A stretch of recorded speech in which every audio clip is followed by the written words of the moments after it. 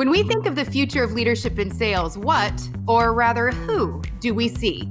Women in Sales Everywhere and Sales Loft have teamed up to answer this question, and let me assure you, there's no doubt that the future is female.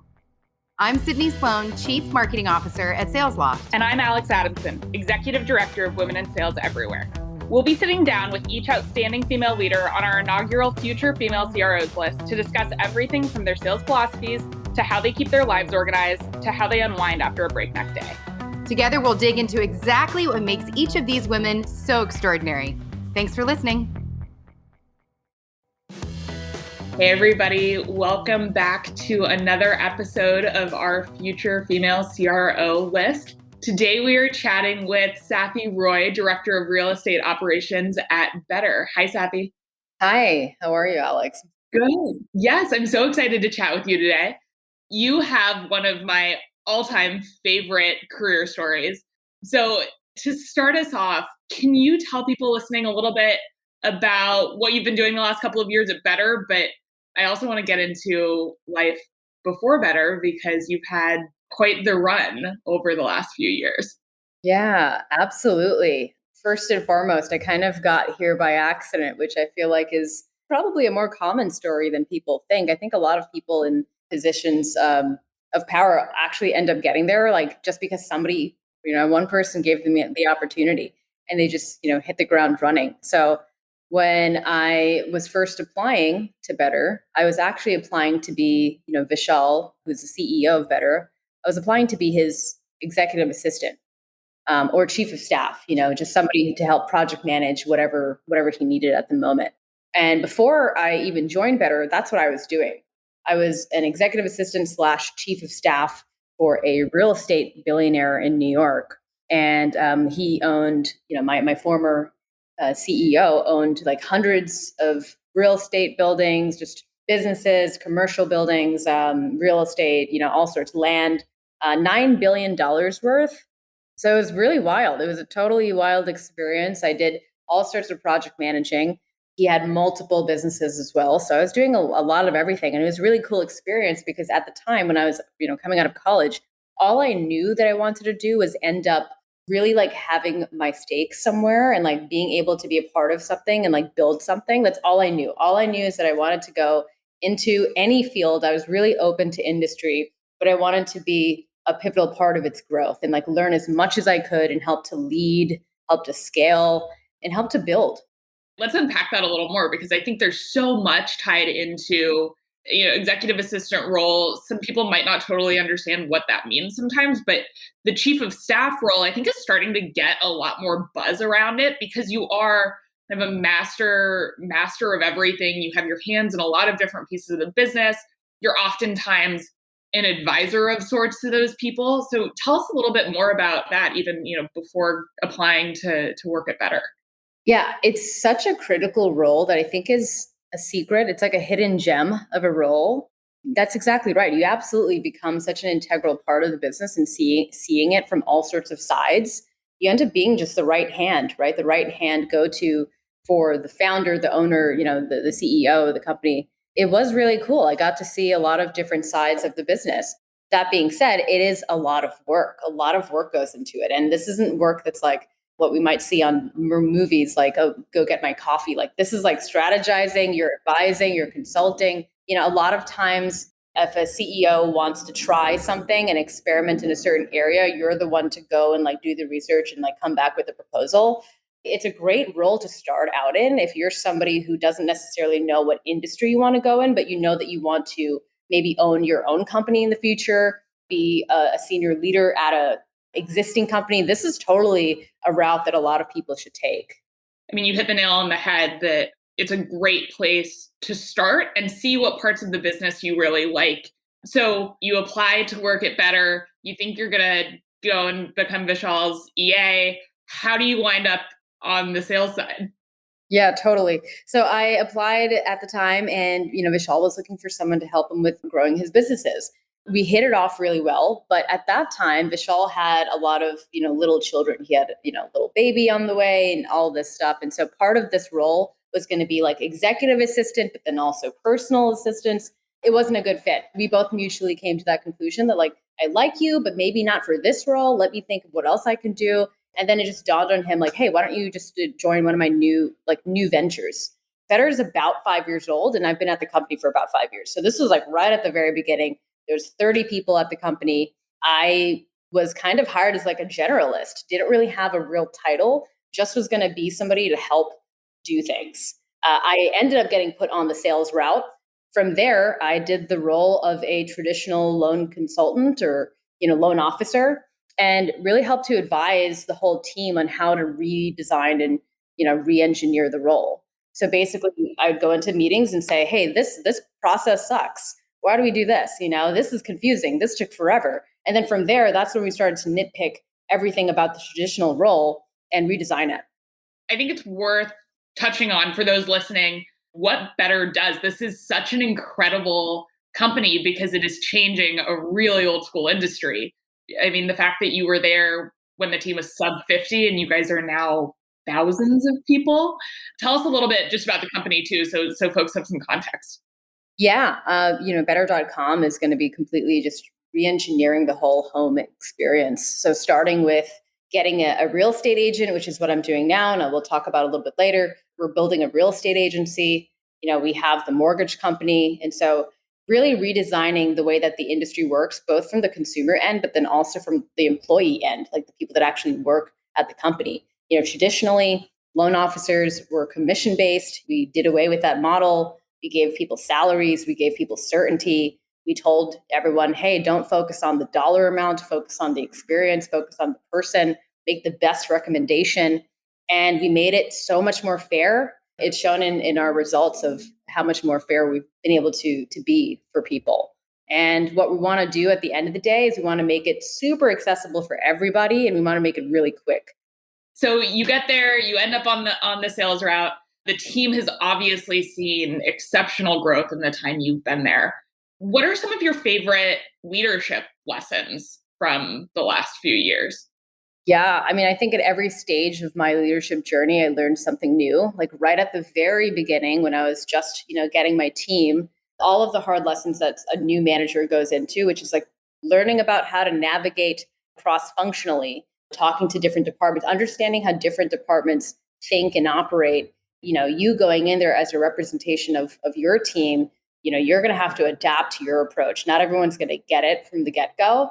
You're going to have to really reason and come with a solid proposal. It's really just about, the politics of playing fair for everybody and understanding that everyone's trying to do a lot with a little bit of resources and how everything's a give and take, everything's a compromise. And in the very beginning, you might get frustrated. Hey, this makes so much sense for my team. Why can't we do this? So that was like the first thing I learned was definitely just navigating through, office politics, but also just the resourcing and prioritization and how things, really work. You really have to go to bat and pitch what you want for your team.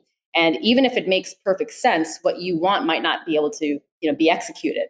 So have a plan B and have a plan C. I love that. I want to kind of stay on this topic because we've talked before a lot about how you've been really good at raising your hand and taking on kind of the nitty gritty problems within companies, and how that has helped in positioning you for promotions or being the person that steps into new roles when these things come up. Tell us more about that sort of mindset, or how you would encourage others to do that. Yeah, I think it goes back to being a doer. Like I just said, there's going to be so many things you want to do that you need assistance for, but other teams can't necessarily, and let's just use the engineering team as an example, because that's a common one at a lot of fintech companies or any tech company. They can't do it all. And so you have to go back to the drawing board and figure out how you can do it yourself. You don't necessarily need to get other teams involved. You don't necessarily need to get all the clearances, in place. If it's something that you can actually just do on your own that is going to benefit the team. So I did a lot of that, ripped apart a lot of the processes, redesigned things. And we did a lot of, let's tear up the script. Let's try this approach. We did a lot of experimenting, and that was fun. That was one of the most fun times for me, is just going in and creating your own campaigns and testing them out before you actually say, this is amazing and everybody should be doing this, right? Feel empowered to do what you need to do for your team. In your various roles at Better, you're from New York and they task you with moving out to LA and opening up the whole West Coast. And oh, whoops, there's also a global pandemic. Like, tell us about that year. Yeah, so this was last year, and it actually was for my refinance team. So refinance team was growing really big. I mean, it was an incredible boom. The refinance boom happened for last year and the year before that, and so we needed to expand the team pretty rapidly. We already actually had an office base, in Southern California. We had one in Northern California where I had my team there in San Francisco. So I ended up going out to Southern California with the intention of starting the refinanced team down there. I literally landed, I think, a week before the full shutdown of the country. And so I had to do all this onboarding, training, hiring, designing of that team and that operation from home or in my Airbnb. I ended up just staying, in Southern California for that time. So I was working out of my Airbnb and had to do a lot of stuff on Zoom. So that was definitely an adjustment. What were some of the things that you feel like you learned about yourself, both personally, but also as a leader during that time? Looking back, it's pretty incredible what we've all been able to do. As a team, it was me and I believe at that time I had like 8 managers or so under me. We really understood the gravity of the problem that we had. We're like, okay, we have to take our 125 person team or so. We're going to have to scale it up to, almost 200 people through this pandemic, all from home. We're about to learn and challenge ourselves in an insane way right now. So let's first acknowledge that this is going to be really different. We have to approach this completely different. Everything that we did and everything that we knew worked before in the office, we were going to have to redesign right now. We took everything off the table. We thought about every single little process. It was crazy too, because the team was so over capacity. So this was, again, during a time of a boom. So we had like a record number of refinance applications, record number of everything at the same time of all trying to transition and go remote. And then also just deal with the culture, the normal emotional, labor and things that came from the pandemic. One thing I did learn is that you really need a good team with you. And so it was a very collaborative process. All of the things that I worked hard to build when I was in the office, which is like team culture, trust, collaboration, it was really tested. And I think on that topic, in our write-up, we had you as our heart and hustle champion. I want to kind of zoom in on the heart piece because you talk a lot about psychological safety and your team feeling heard and understood and listened to. I think that can be tricky for a lot of sales managers because it is such a metrics-driven role so many times. If you're juggling a lot of different people, how do you think about making sure that everyone's feeling cared for and understood and they're getting what they need? So I'd love to just hear more about your thoughts on all of that. Yeah, absolutely. I mean, heart, I think, is the absolute most important thing with building a team, period. You can't do anything if you don't have buy-in from your team. And that's really what heart represents for me. It's like, how much do people want to be here? How much is their heart invested in this? And is it true? Is this true for them? And I think that's the most important thing. And very luckily, because it's always been such an emphasis for me, going into the pandemic, I already had a very strong team. There was a very strong culture. We loved each other. We loved what we did. We were, frustrated together. We were excited together. Like, this is a mission. Like, we are doing these families such an incredible service right now, even more so than like what we might have thought before. This is real life. We stood up to the challenge, but heart is everything. Heart is really just singing to the mission. And so you're right. So how do we make metrics romantic? The answer is you really don't. You make the results romantic. Here's like how we end up getting to our result, but the result is what we want. Focus on what we're actually doing. Align yourself with it. I think make the results romantic should be on like coffee mugs and t-shirts and trademark that immediately. I love that. Done. The idea of being passionate about your work can sometimes be glossed over because there's a lot of talk about work-life balance. A lot of people are thinking about the importance of being able to shut your laptop and like leave work at work or leave work when you're finished with work. That can be really tough when you're part of a company that's growing really quickly. And so having that love and desire and passion for the end result and what your company or what your work is ultimately doing I think makes such a difference, and being able to see the forest for the trees, because it can be so easy to get so focused on the X's and O's of just executing. Absolutely agree. And then on that same note of like hustle, yeah, I have some thoughts on hustle too. The culture right now is very much so like focused around the balance and like turning work off, which of course is something that is important because at the end of the day, my role as like a director, no matter where I am, is to make sure my team is happy, healthy, and productive. That's it. Happy, healthy, productive. So balance is key, right? Health is key. That being said, though, I'm the kind of person that doesn't want to encourage somebody against their own natural rhythm, right? And so what I do is I help, design work months with people based on what they have learned is healthy for them. But I think it is important for leaders to push people to work hard. Just don't push people against what's healthy for their body. The basic things are the ones that are the most forgotten.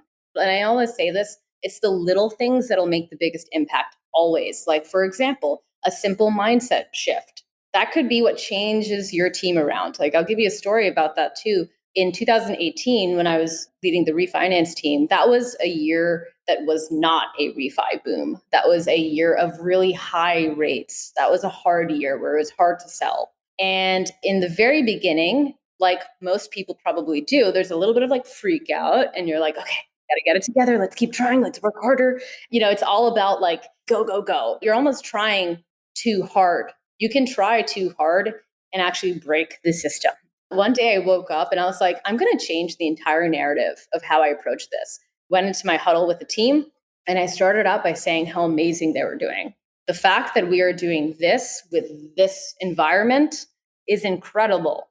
Putting that energy back into my team, allowing them to take a step back and still be proud of what they're doing, because genuinely what they were doing was incredible, because we did have a lot against us. 2018, we had really high rates that were like 7-year highs, 13-year highs.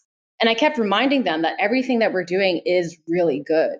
Just by empowering the team and making them feel good about their work, it actually turned the ship. The entire energy, the dynamic of our team switched, and people came in, they hit harder, they stayed a little bit later, they were really happy, which is the most important.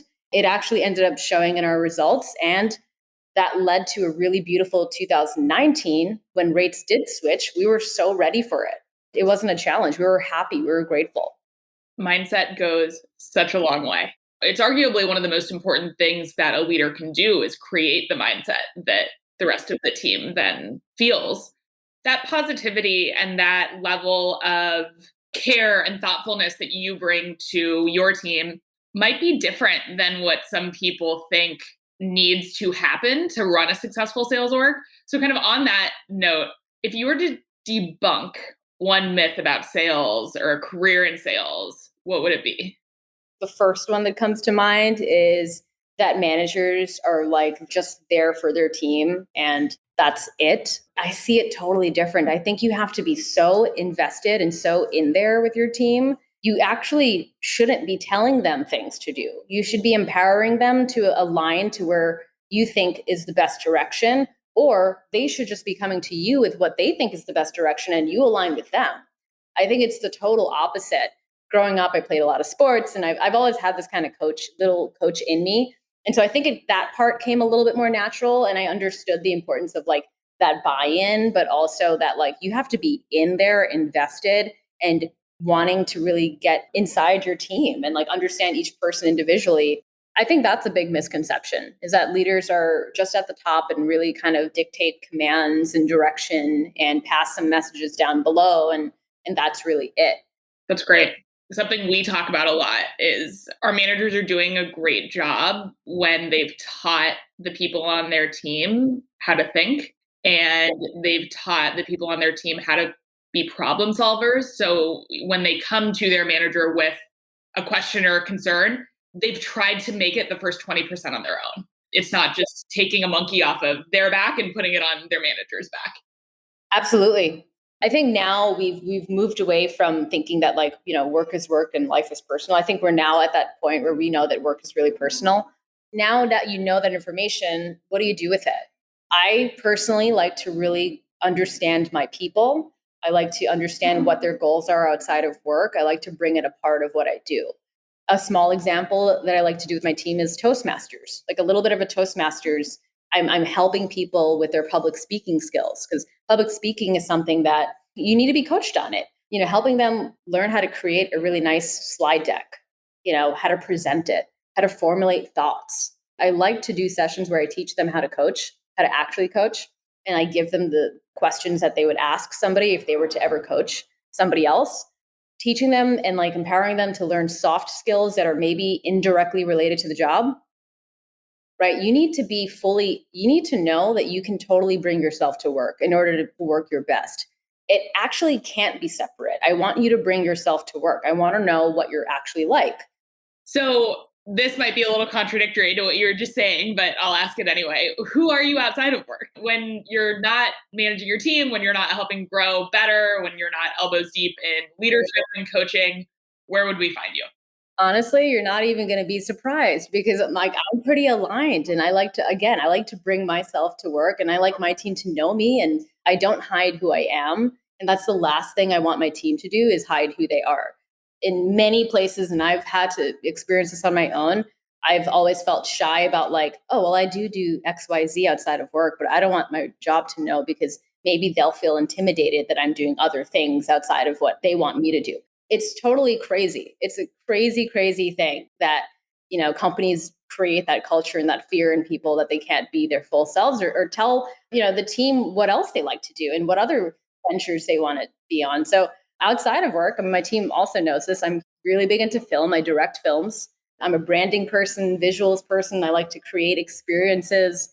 And I also do some private coaching. So I have some people, around the world, and talk to them and help them with emotional regulation, leadership consulting, but also spirituality. So spirituality is something that's very big for me, mindfulness and meditation. So honestly, I'd be doing all sorts of those things. Or Friday nights, you'll find me pre-2020 doing some karaoke somewhere. A lot of my friends are all creatives. I consider myself to be a creative, which is funny because I think that, oh, you work in an office, how creative can you be? You can be so creative. Sales is extremely creative. Customer experience is super creative. Like, this is a creative field, even if you're doing it from like a business standpoint. Like, you're designing an experience, which is so creative. Telling a story for me, I think, is a really rewarding thing. Very cool. I mean, that ties in really beautifully with sales. Well, Savi, this has been amazing. Thank you so much. If there are folks who are interested in learning more about Better or your team, or would like to get in touch with you, where should they go? Well, you can always go on LinkedIn. I'm always on LinkedIn. I also have a website, safi-roy.com. I humbly live by the growth mindset. I think that I always have to be challenging and evolving myself if I expect anyone else to evolve with me or for me. So yeah, I'd love to connect and hear about the stories and things that you've learned, or if anything resonated with you that I've spoken about. Well, this has been so awesome. Thank you so much for joining us, and we will talk to you soon. All right. Thank you so much. Thanks for listening. This was Sales Loft and Wise's Future Female CROs. Check back next week for another episode featuring an outstanding female CRO of tomorrow. And until next time, this was Sydney Sloan from Sales Loft. And Alex Adamson from Women in Sales Everywhere.